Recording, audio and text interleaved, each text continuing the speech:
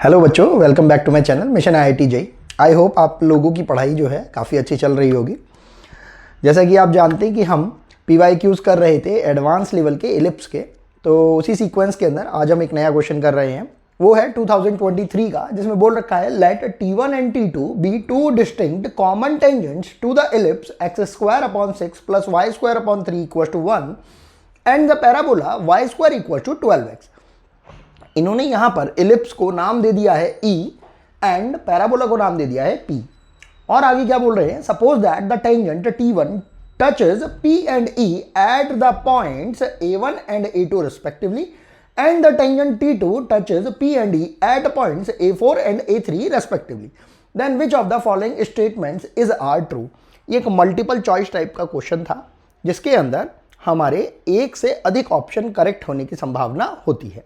तो यहां पर हमें चार ऑप्शन दे रखे हैं और आप देखेंगे कि ये जो ए एंड बी हैं थोड़े सिमिलर टाइप के हमारे पास ऑप्शन दे रखे हैं and C and D similar type के ऑप्शन है। मतलब या तो ए एंड बी में से एक करेक्ट होगा एंड इसी तरीके से सी एंड डी में से भी कोई एक ऑप्शन करेक्ट होगा। क्वेश्चन को स्टार्ट करने से पहले जब हम क्वेश्चन को इमेजिनेट कर रहे होते हैं तो हम देखते हैं कि क्वेश्चन काफ़ी हद तक बहुत ईजी तरीके से इन्होंने बना के दिया है। और जब आप क्वेश्चन को सॉल्व भी कर लेंगे तो भी आपको ये फीलिंग आएगी कि एनसीईआरटी के मिसलेनियस लेवल से ऊपर का ये क्वेश्चन का लेवल नहीं दे रखा है। तो स्टार्ट करेंगे हम इसकी बेसिक रफ फिगर बनाकर। तो स्टार्ट करते हैं। हमने सबसे पहले एक्स वाई एक्सिस को ड्रॉ कर लिया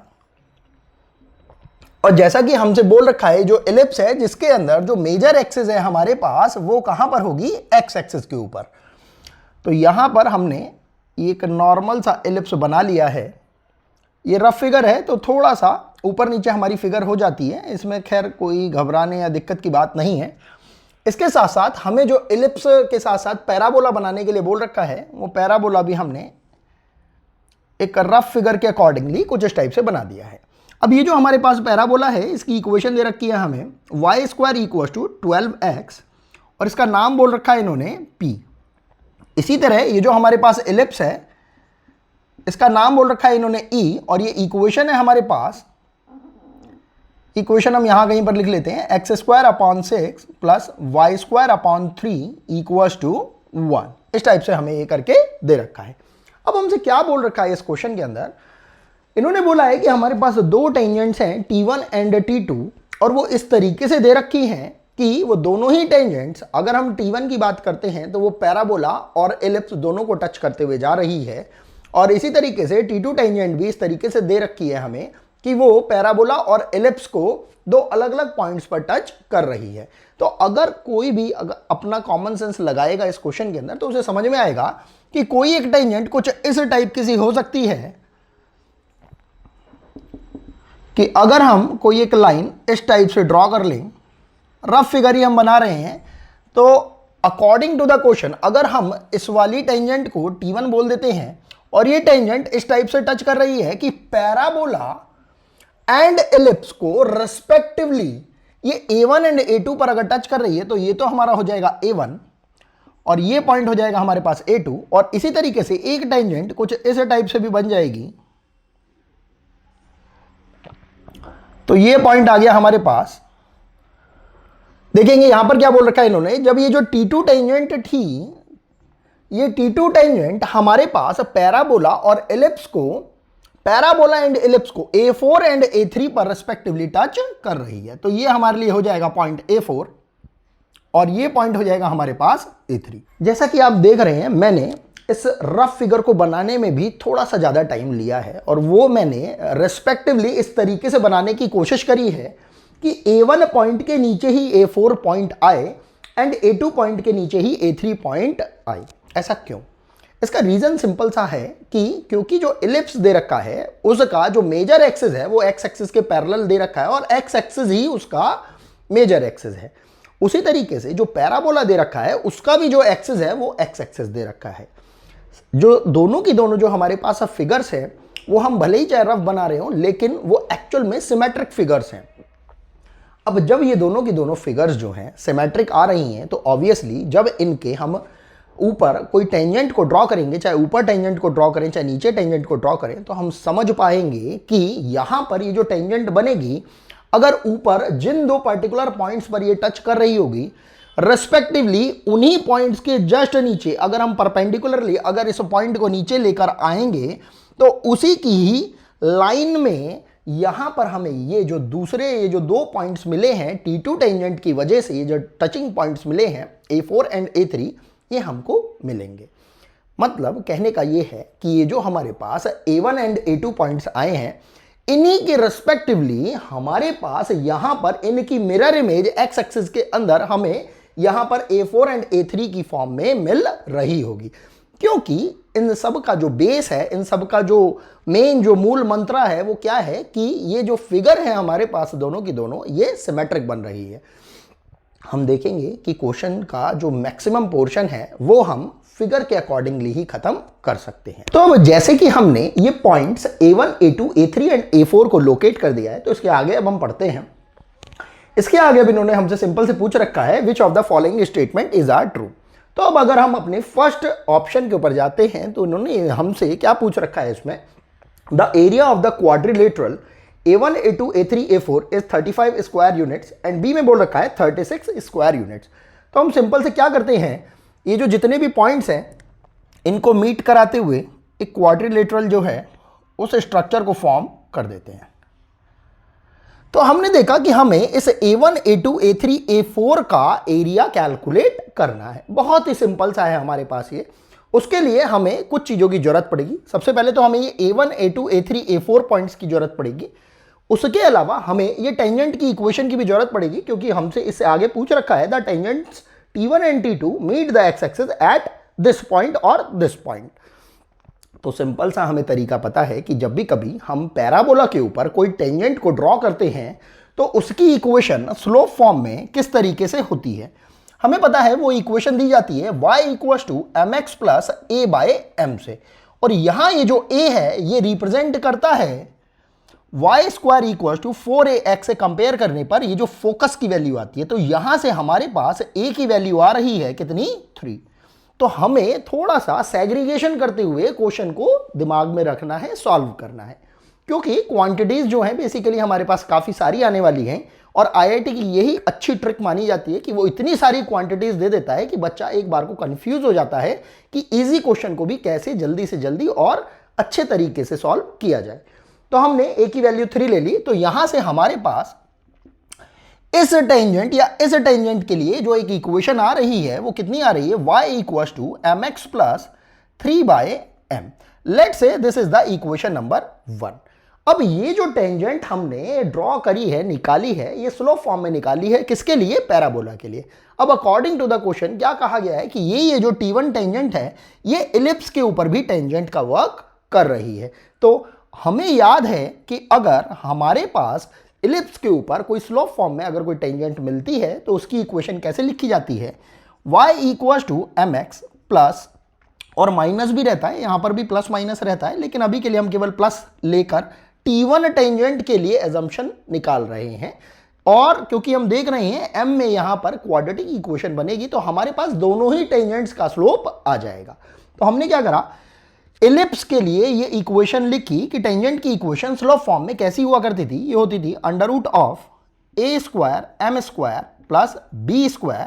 और यहां ये जो a² b² है वो हमारे इस इलिप्स के नीचे ये जो semi major axis and semi minor axis होते हैं उनकी वैल्यू को रिप्रेजेंट करते हैं। तो हम देखेंगे ये टेंजेंट जो था, इस टेंजेंट T1 का जो स्लोप हमने इस पैराबोला वाली टेंजेंट की लाइन के लिए लिया था, वही स्लोप हमारी इलिप्स वाली टेंजेंट के स्लोप के इक्वल होगा। तो बस इतनी सी, बस जब हमें बात समझ में आती है तो हमने इसे अगर इक्वेशन नंबर 2 लिखने से पहले हमने क्या करा, a² और b² की वैल्यू भी हमने इसमें पुट कर दी। तो ये इक्वेशन हो जाएगी हमारे पास y = mx + √6m² plus b² की वैल्यू कितनी है हमारे पास, 3।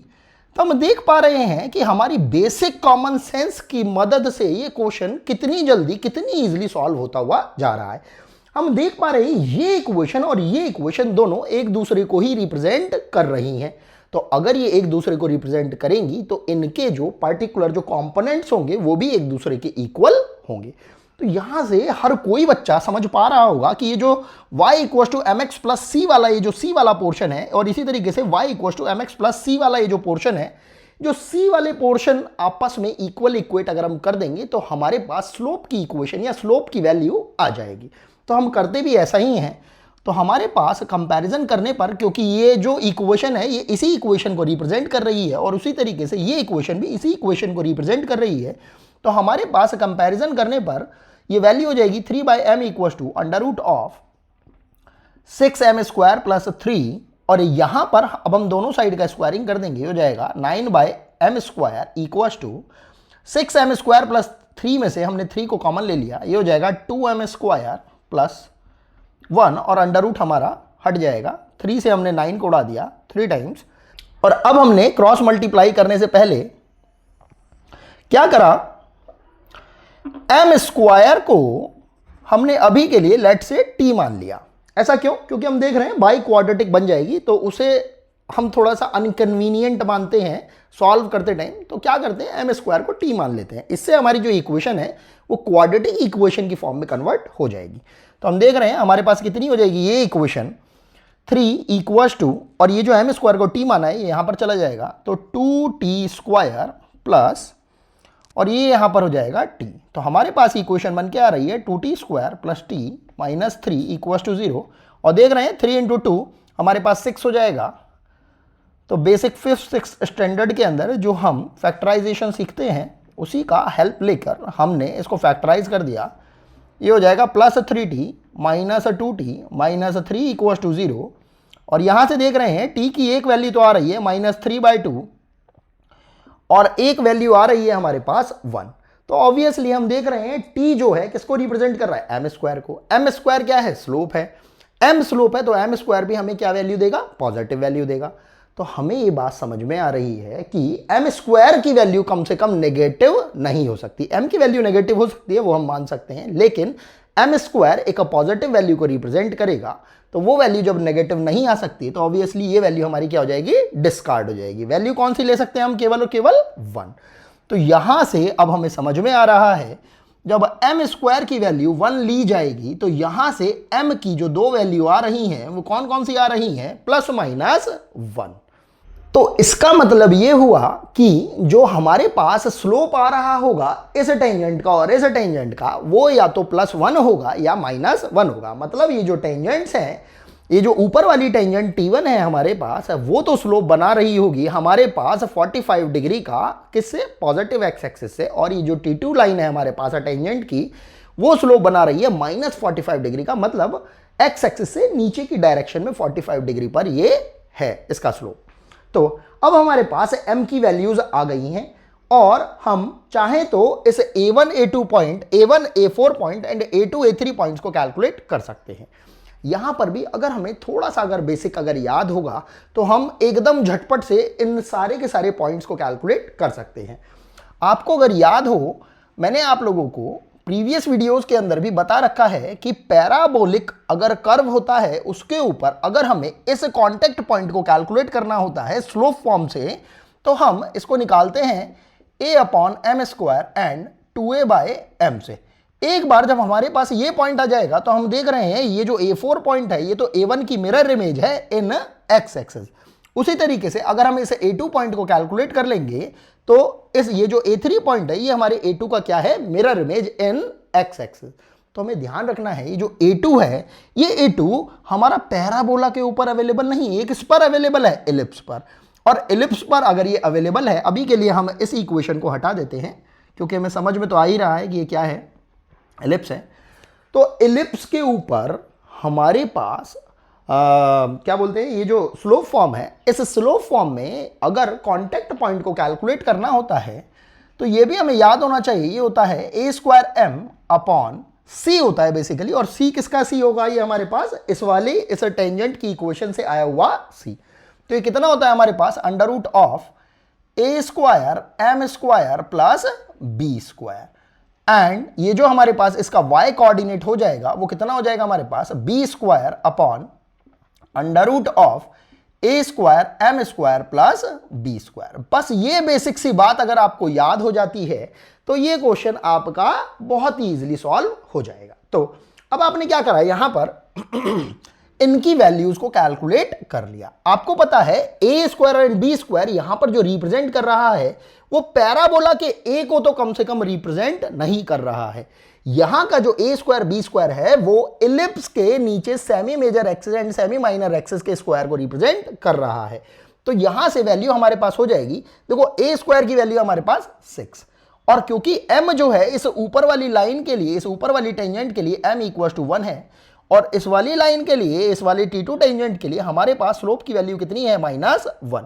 हम बिल्कुल बेसिक कॉन्सेप्ट्स को क्लियर करते हुए क्वेश्चन को सॉल्व कर रहे हैं, और एक बार जब आप इस तरीके को समझ जाते हैं तो आप किसी भी टाइप के क्वेश्चन को सॉल्व कर सकते हैं। तो हमने क्या देखा, यहां पर ये m की वैल्यू 1 है, ए स्क्वायर की वैल्यू हमें पता लग गई है 6 है, तो जब हम ये वैल्यू जब अंडर रूट के अंदर भी रखते हैं तो ये कितनी हो जाएगी, 6 into 1 6, and plus B square की वैल्यू हमारे पास कितनी है 3, तो 6 प्लस 3 हमारे पास 9 हो गया, 9 का अंडर रूट 3 हो गया, एंड ए स्क्वायर हमारे पास 6 आ रहा है। तो वर्बली भी आप इसको कैलकुलेट कर पा रहे हैं, तो ये पॉइंट हमारे पास आ रहा है 2। और क्योंकि हम यहां पर प्लस माइनस का साइन भी लगाकर रखते हैं, यहां पर भी प्लस माइनस का साइन लगाकर रखते हैं, वो किस वजह से, क्योंकि हमें जो कोऑर्डिनेट निकालना होता है अकॉर्डिंग टू द क्वाड्रेंट निकालना होता है। तो हम इस क्वाड्रेंट के अंदर देख पा रहे हैं कि ये जो क्वाड्रेंट है हमारा, ये कहां पर लाई कर रहा है, ये सेकंड क्वाड्रेंट के अंदर ये पॉइंट हमारा लाई कर रहा है। तो हमारा एक्स कोऑर्डिनेट कितना हो जाएगा, -2। इसी तरीके से जब हम वाई कोऑर्डिनेट के लिए कैलकुलेशन करते हैं तो बी स्क्वायर की वैल्यू तो है 3, और नीचे वाले इस पर्टिकुलर पोर्शन की वैल्यू आ रही थी 3, क्योंकि 6 प्लस 3 9 हो जा रहा था, और 9 का अंडर रूट 3 आ रहा था, तो 3/3 हमारे पास ये वैल्यू कितनी आ जाएगी, 1। और क्योंकि हम जानते हैं सेकंड क्वाड्रेंट के अंदर y का जो कोऑर्डिनेट होता है वो कैसा होता है, पॉजिटिव। अब जब हमारे पास ये A2 का कोऑर्डिनेट आ गया है तो हम ऑब्वियसली A3 का कोऑर्डिनेट भी बहुत ही इजीली निकाल सकते हैं। तो ये वैल्यू हो जाएगी हमारे पास -2 एंड -1। और इसी तरीके से पैराबोला के ऊपर ये जो हमने A1 कोऑर्डिनेट लिखा था, यहां पर ये जो A है ये रिप्रेजेंट कर रहा था कौन से वाले A को, ये हमारे पैराबोला के अंदर जो फोकस वाला जो ए होता है ये उसको रिप्रेजेंट कर रहा था। तो इन सारी चीजों का सेग्रीगेशन हमारे माइंड में अच्छे से अगर क्लियर होगा तो हम क्वेश्चन को बहुत इजीली सॉल्व कर पा रहे होंगे। तो ये 3 हो जाएगा, एंड m की वैल्यू तो क्योंकि हम देख ही रहे हैं कितनी आ रही थी यहां पर 1, तो उससे कोई फर्क नहीं पड़ेगा, 3 हो जाएगा, एंड 2 इंटू ए मतलब 2 इंटू 3 मतलब ये हमारे पास कितना हो जाएगा, 6। तो ये अगर हमारे पास कोऑर्डिनेट आया 3 इंटू 6 तो A4 कोऑर्डिनेट हो जाएगा हमारे पास 3 इंटू -6। अब हमारे पास लगभग सारी की सारी वैल्यूज कैलकुलेट होकर आ गई हैं। अब हमें बस ये जो क्वाड्रिलेटरल है A1 A2 A3 A4 इसका एरिया निकालना है। इसको निकालने के लिए भी हमारे पास बहुत ही सिंपल सा तरीका है कि हम इस पूरे पोर्शन को ना निकाल के, क्योंकि हम जान रहे हैं कि ये कैसी फिगर है, सिमेट्रिक फिगर है, हम केवल इतने पोर्शन को कैलकुलेट कर लेते हैं और उसका हम ट्वाइस टाइम कर देंगे। अब इस पोर्शन को कैलकुलेट करने के लिए भी अगर हम इस A2 से एक पैरेलल लाइन को ड्रॉ कर देते हैं तो हम समझ पा रहे हैं कि इतनी ये जो हाइट है हमारे पास वो कितनी आ रही है, 1 हाइट है। तो ये हाइट तो हो गई हमारे पास 1, और ये अगर हमें बेस पता लग जाएगा तो हमारे लिए और अच्छा काम हो जाएगा। हमें पता है ये लेंथ कितनी है 2, और ये लेंथ हमारे पास कितनी आ रही है 3। तो हम देख पा रहे हैं ये जो बेस लेंथ आ गई है ये हो गई है टोटल 5, ये लेंथ हो गई है 1। तो इस रेक्टेंगल की वैल्यू हमारे पास अभी कितनी आ रही है 5 प्लस, और एक ये हमारे पास ये छोटा सा ट्राइंगल भी बचा है। इस ट्राइंगल के अंदर हम देख रहे हैं ये तो परपेंडिकुलर लेंथ है हमारे पास, क्योंकि रफ फिगर है तो थोड़ा सा टेढ़ी मेढ़ी लाइन सी दिखती है, लेकिन हम एक्चुअल में जान रहे हैं कि ये परपेंडिकुलर लाइन है ऑन एक्स एक्सिस, और ये जो हमने लाइन अभी ड्रॉ करी थी ये भी हमारी पैरेलल टू एक्स एक्सिस ही लाइन थी। तो ये जो लाइन थी इसको तो हमने देखा ये कितनी लेंथ है हमारे पास 5, और क्योंकि ये जो लेंथ है हमारे पास ये भी कितने के इक्वल आएगी 5। क्यों? क्योंकि इसका कारण है हमारा जो y कोऑर्डिनेट आ रहा है वो कितना है 6, और ये लेंथ तो अभी अभी हमने देखी थी वो कितनी आ रही थी 1। क्योंकि रफ फिगर है तो वो हमारे पास इतना प्रोपोर्शनेट वैल्यू नहीं शो हो पाती है, लेकिन अगर हम कैलकुलेशन कर पाते हैं तो हम देख पाते हैं ये हमारे ट्राइंगल के अंदर ये परपेंडिकुलर हो गया, ये हमारे परपेंडिकुलर की लेंथ हो रही है, चाहे आप इसे परपेंडिकुलर मान लो चाहे इसे परपेंडिकुलर मान लो। तो अगर आपने इसको बेस मान लिया तो ये 5 हो गया है और परपेंडिकुलर कितना आ रहा है 5। तो हमारे पास इस छोटे वाले ट्रायंगल की भी वैल्यू कितनी आ रही है, मतलब एरिया कितना आ रहा है, हाफ ऑफ 5 × 5। तो देख पा रहे हैं यहाँ पर ये वैल्यू हो जाएगी 5 + 25/2 और इसको अगर हम थोड़ा सॉल्व कर लेंगे ये कितना हो जाएगा हमारे पास 35/2 स्क्वायर यूनिट्स। मतलब इस पर्टिकुलर पोर्शन की वैल्यू हमारे पास कितनी आ रही है 35/2। और क्योंकि ये जो हाफ पोर्शन अभी हमने कैलकुलेट करा है, हमें निकालना है A1 A2 A3 A4 का एरिया। तो ये जो एरिया अभी हमारा निकला है ये A1 A2 A3 A4 का हाफ एरिया निकाला था। पूरा एरिया अगर हम निकालेंगे तो सिंपल से वो कितना हो जाएगा 35/2 × 2। तो ये हमारे पास हो जाएगा 35 स्क्वायर यूनिट्स। तो अगर हम देखते हैं इन दोनों ऑप्शंस के अंदर तो हम देख पा रहे हैं करेक्ट ऑप्शन हमें कहां से मिल रहा है, ऑप्शन नंबर ए से। अब हम बात करते हैं या तो ऑप्शन नंबर सी करेक्ट होगा या डी करेक्ट होगा या हो सकता है कि दोनों भी करेक्ट ना हो। तो हमें चेक करना होगा, वो कैसे चेक हो पाएगा, अगर हम टेंजेंट की इक्वेशंस को कैलकुलेट कर लें। टेंजेंट की इक्वेशन को कैलकुलेट करना बहुत ही ईजी है। वो कैसे, हम देखेंगे कि अगर हमने T1 की इक्वेशन को कैलकुलेट करने के लिए लेट से अभी के लिए इस वाली इक्वेशन को ले लिया, क्योंकि ये भी टेंजेंट की इक्वेशन को रिप्रेजेंट कर रही है और ये भी टेंजेंट की इक्वेशन को रिप्रेजेंट कर रही है। आप कोई भी इक्वेशन को लेकर आप इसको सॉल्व कर सकते हैं। तो आपने क्या करा, लेट से इस इक्वेशन को ले लिया और T1 टेंजेंट के लिए बात करी तो आपके पास ये इक्वेशन हो जाएगी y = अगर हमने T1 के लिए बात करी तो स्लोप की वैल्यू थी 1, तो ये हो जाएगा y = x + 3, क्योंकि m की वैल्यू 1 है। तो इसको अगर हम थोड़ा ढंग से लिख दें ये हो जाएगा हमारे पास x - y + 3 = 0। Let say this is equation number A. And जब हम T2 टेंजेंट की बात करेंगे तो यहां पर इसी के अंदर ही अगर हम स्लोप की वैल्यू रख देंगे m = -1, तो ये हमारे पास इक्वेशन बन रही है y = -x एंड -3, जिसको कि हम थोड़ा रीअरेंज करके लिखेंगे तो कैसी हो जाएगी x + y + 3 = 0। Let say this is equation number B. अगर हम equation number A and equation number B से ध्यान से देखेंगे तो हमें पता लग पाएगा कि हमें क्या निकालना है, एक्स एक्सिस पर किस पॉइंट पर ये टेंजेंट जाकर मीट कर रही हैं। यहां पर अगर हमें एक्स एक्सिस का ये इंटरसेप्ट अगर बताना है कि एक्स एक्सिस पर ये टेंजेंट वाली लाइन T1 एंड T2 कहां इंटरसेक्ट कर रही होंगी, तो हम यहां पर equation A and equation B के अंदर y की वैल्यू को 0 रख सकते हैं, क्योंकि एक्स एक्सिस के ऊपर y की वैल्यू क्या होती है 0। जैसे ही आप y की वैल्यू 0 पुट करेंगे यहां पर इस वाली इक्वेशन और इस वाली इक्वेशन में, तो हमें समझ में आ रहा होगा कि दोनों ही इक्वेशन से x की वैल्यू कितनी आ रही है -3। मतलब ये जो लाइंस हैं हमारे पास, अगर हम x एक्सिस को एक्सटेंड कर रहे होंगे तो ये दोनों लाइंस कहीं यहाँ कहीं पर किसी एक पॉइंट पर जिसका वैल्यू होगा -3,0 यहाँ पर आकर इंटरसेक्ट कर रही होंगी। तो इसके अकॉर्डिंगली भी हमारे पास कौन सा ऑप्शन करेक्ट हो पा रहा है, सी ऑप्शन। तो इस पूरे ही क्वेश्चन को हमने कितनी ही इजी तरीके से सॉल्व कर लिया है और इसके अंदर हमारे दो करेक्ट ऑप्शंस आ रहे हैं, ऑप्शन नंबर ए जिसमें 35 स्क्वायर यूनिट्स था एंड ऑप्शन नंबर सी जिसके अंदर हमें करेक्ट कोऑर्डिनेट मिल पा रहा है -3,0 और यही हमारा रिक्वायर्ड आंसर हो जाएगा। आई होप आपको क्वेश्चन समझ में आ रहे होंगे। हमारा ये PYQs का सफ़र ऐसे ही चलता रहेगा। अगर आपको कैसा भी कोई भी डाउट मैथ्स के रिगार्डिंग आता है तो आप प्लीज़ कमेंट सेक्शन के अंदर मेंशन करिए और अगर वीडियो पसंद आए तो आप प्लीज़ वीडियो को लाइक करिए, सब्सक्राइब करिए और ज़्यादा से ज़्यादा शेयर करिए। Thanks for watching.